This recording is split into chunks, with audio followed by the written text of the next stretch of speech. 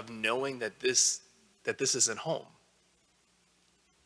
So in the midst of everything that's going on in our lives, things swirling with stress and everything, like, this isn't home.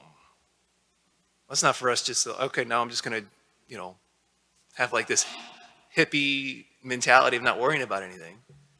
But it is to say that this isn't home. And watch what that does to the soul. Because, ultimately what the soul craves is the lasting ultimate peace of which we ultimately will gain in our homeland, but also that can be had here and now. So contrast the image of Hebrews and the rest with our gospel, and the image, as I pointed out to the second graders last night in the church. It was dark at the time, so you really couldn't see the image, but our gospel is depicted in our stained glass window here.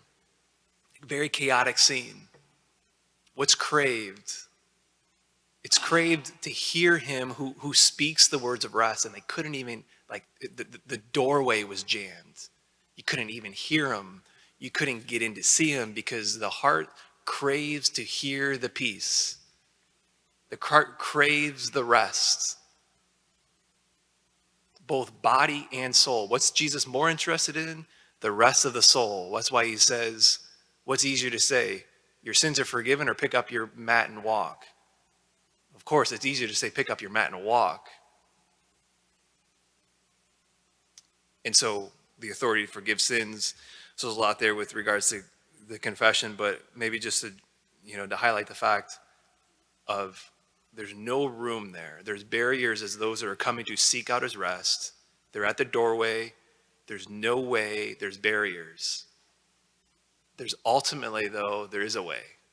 There was a way through the roof, but it's remembering, even as it struck me as I was reading the gospel antiphon on the way over here, a great prophet has arisen in our midst, a God who visited his people.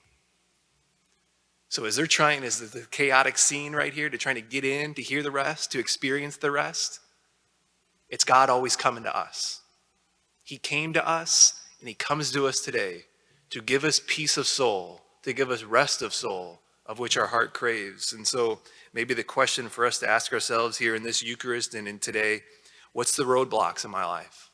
What's the barriers to entry to that rest, as that door was just jam-packed, couldn't get in? What are the barriers? What are the resistance that are routinely in my heart that prevent me from getting that rest of soul, which I will ultimately experience to the nth degree in the homeland, but that Jesus wants for me and that can give me here and now?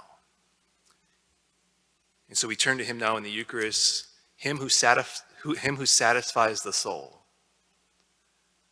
Let us turn to him now and thank Jesus in this Eucharist, but to receive his nourishment and to receive that rest.